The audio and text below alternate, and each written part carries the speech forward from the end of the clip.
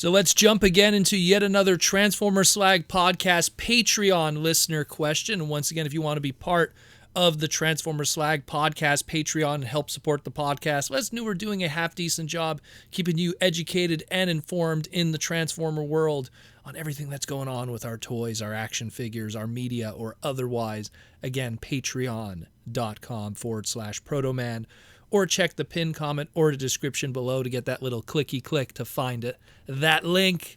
What does it get? You get your name in the end credit scroll at the end of every segment moving forward. Access to our exclusive Discord where we break the news, share lore, share deals, save money on your hobby with our Discord. Let me tell you, you'll save a lot of money on your hobby.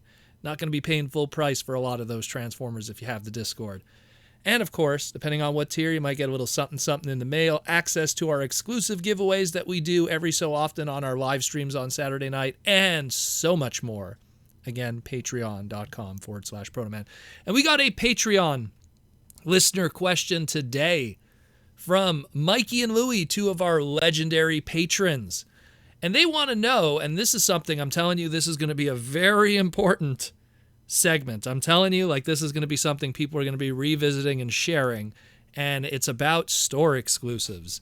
And he asks, and she asks, Mikey and Louie want to know, why does Hasbro purposely limit figures they know are going to be popular? What does it benefit them to make characters like Cosmos, the exclusive in the Velocitron Speedia 500 collection, that are exclusive to Walmart, and one per case? Why do they do that? Now it's a nightmare to get it on the secondary market. Thank you for all the knowledge you give us, Mikey and Louie. Well, thank you for all the kind words and everything, Mikey and Louie.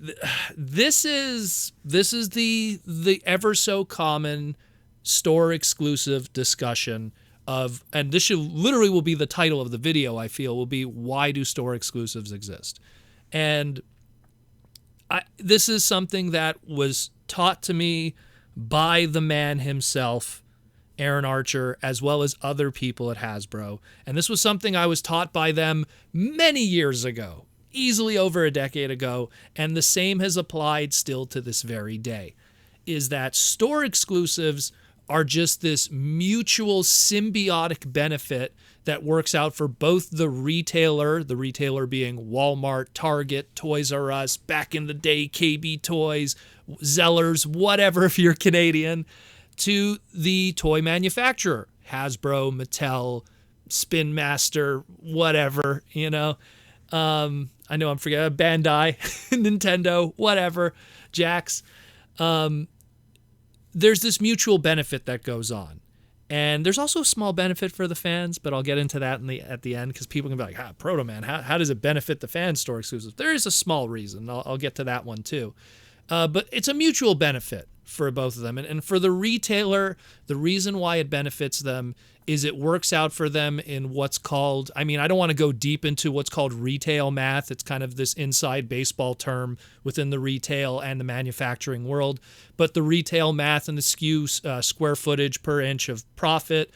Long story short, it benefits the retailer because they're going to get an exclusive product that they are willing to invest in, because they know that it's going to draw people in that normally would have probably not gone to their stores, and it would make secondary purchases as a result of it.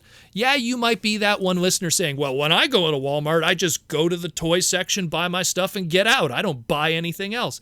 Yeah, that might be you, and congratulations for that. But at the same time, there is a lot of people that will go into Walmart, they're going to pick up their Transformer figure, their He-Man figure, or whatever, and then they're going to pick up a bag of chips, or they're going to pick up a t-shirt, or they're going to swing by the electronics section and make an impulse purchase on a DVD or a video game, or they're going to go by the frozen food section, or they're going to go by the ready food section. You know what, I picked up my new Transformer, I'm feeling kind of peckish, and I don't feel like making anything when I get home. Let's see the ready-made food that they have there. Oh, they got their roasted chicken, they got their home fries, they got their samosas. I'm getting kind of hungry right now.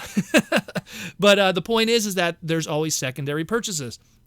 I'm reminded of, I'm Canadian, and I used to get some of my buddies in the States, hey, could you pick me up this exclusive for me?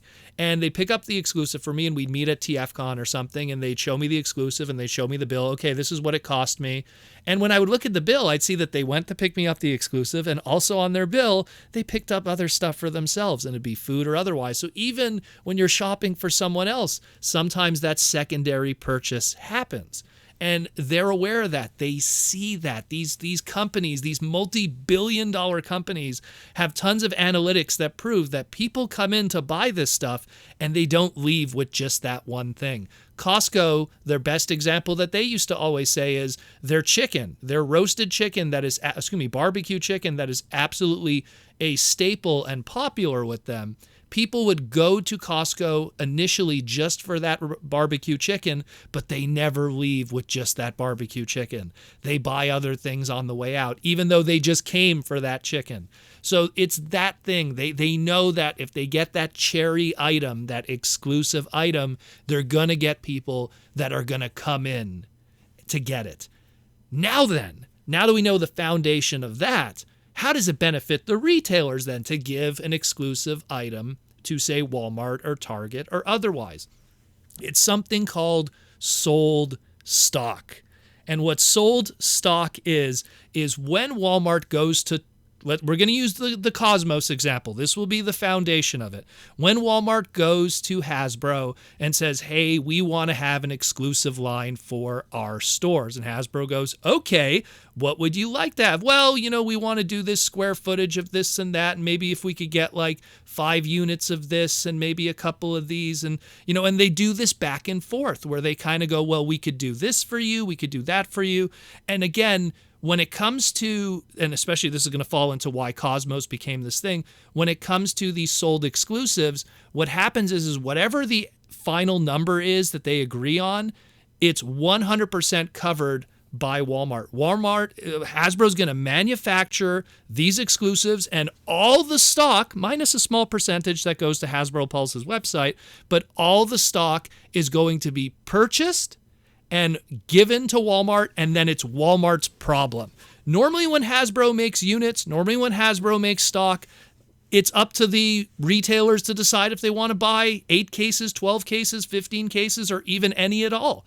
Transformers Legacy could be made, and if Walmart goes, you know what, we're not feeling of getting Wave 3 at all across all our stores, then that's all stuck on Hasbro, and then they have to hope that the other retailers or something. But when you have a sold stock exclusives thing going on, hey man, you make 100% of that product, and 100% of that product, again, that 5% that goes to Hasbro Pulse, 100% of that product is going to go to Walmart. You don't have to worry about getting stuck with anything. You manufacture it, you're going to make your profit, because obviously the number that you tell them is not going to be your manufacturing cost, but that's just the name of the game with business, and you're going to make easy money. And on top of it all, you could do this little dance with them where you could kind of work out something. So how does that dance work? Well, Walmart says, well, this is X number that we want to spend. Now, obviously, a lot of store exclusives, historically in the past, not just Transformers, but most toy lines, have been usually repaints and retools.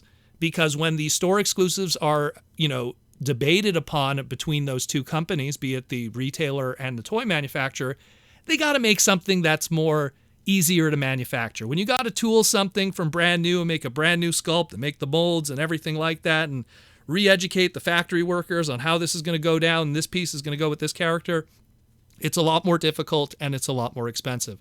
But for them to take a Optimus Prime toy and give it a brand new, color scheme and just, hey, we're going to give you a black Optimus instead of its normal blue and red, they're going to be okay, and that'll be cheaper to manufacture, so it'll be cheaper for them to give them that number that they want to say, hey, we want to do this and that and da-da-da, and they're happy. In the case of something like Cosmos, they wanted to also hey, we want to have exclusives, but we want to have that one item that'll be very unique to our thing. That'll be the real that'll get people to come into our store. And that's where that back and forth happened. And that's also why Cosmos ended up being 1 per case. If you actually look at the assortment for the deluxes, you had a whole bunch of characters that were 2 per case. They were all repaints of their previous molds with brand new head sculpts, except Clampdown.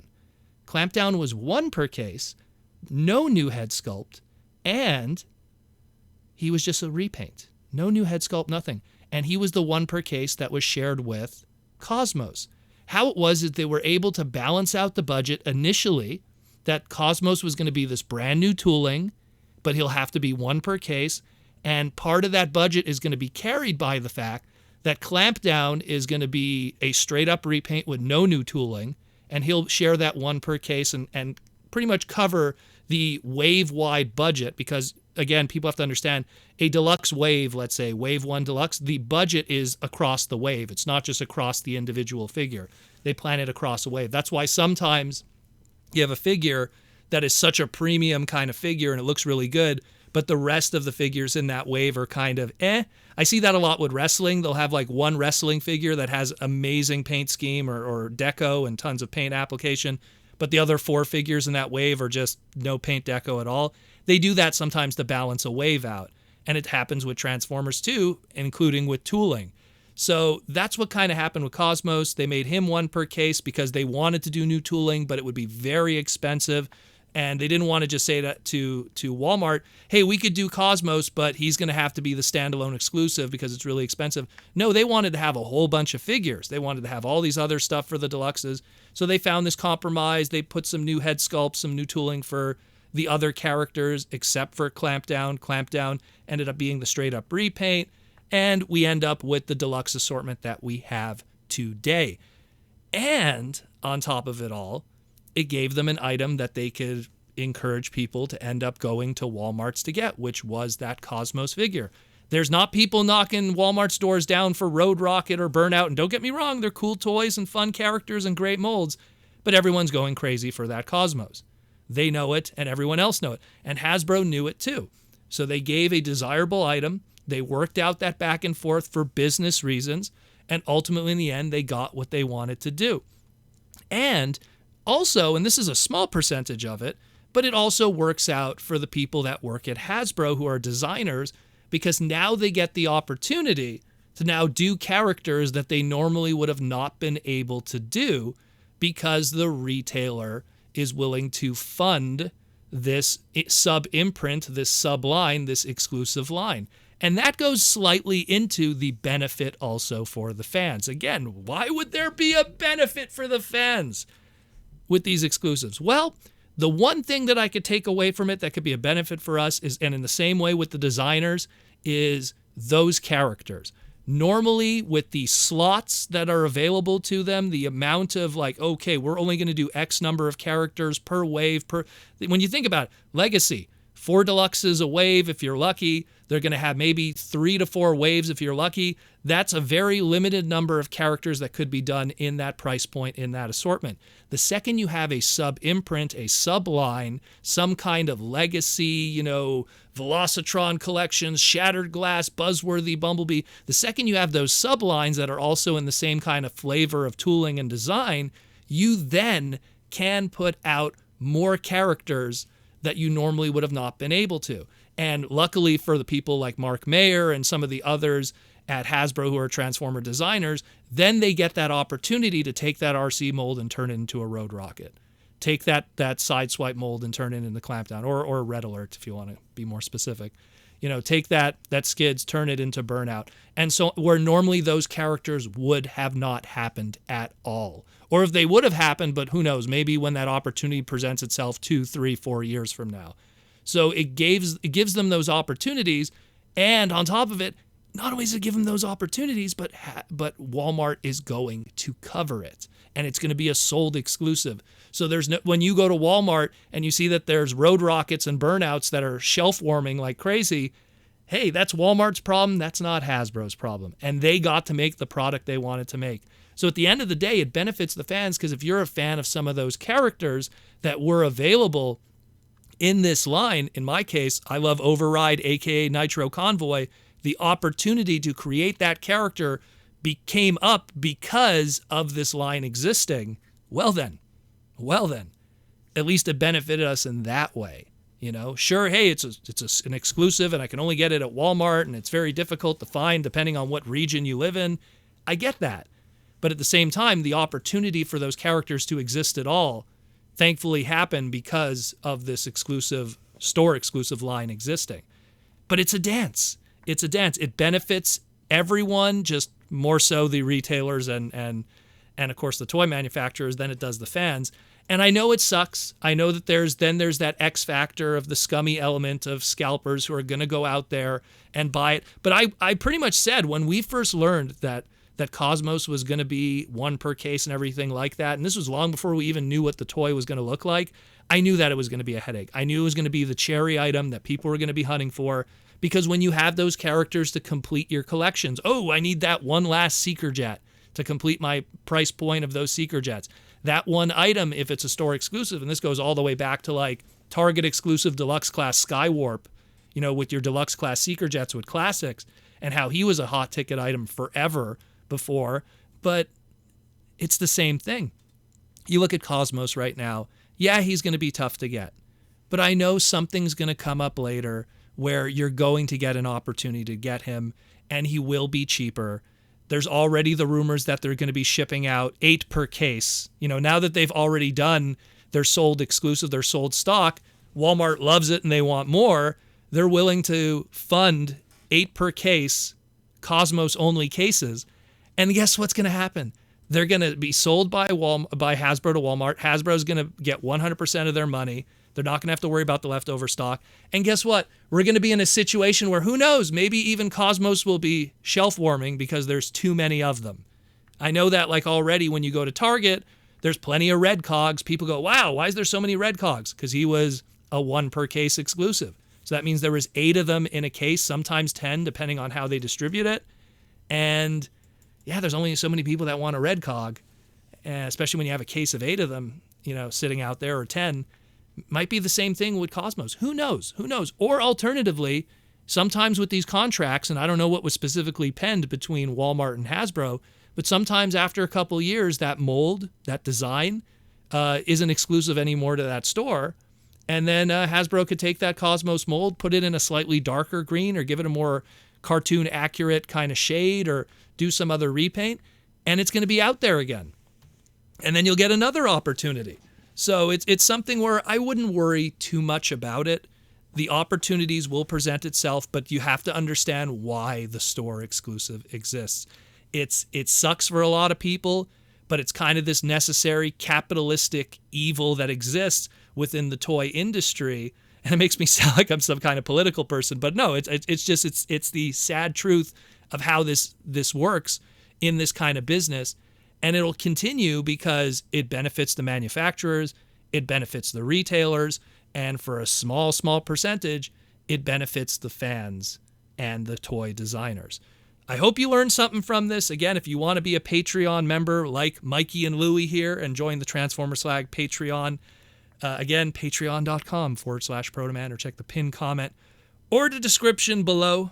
And I hope you guys learned something today. That's what we're all about here. Talk to you soon, and as always, enjoy the Transformers Slag podcast.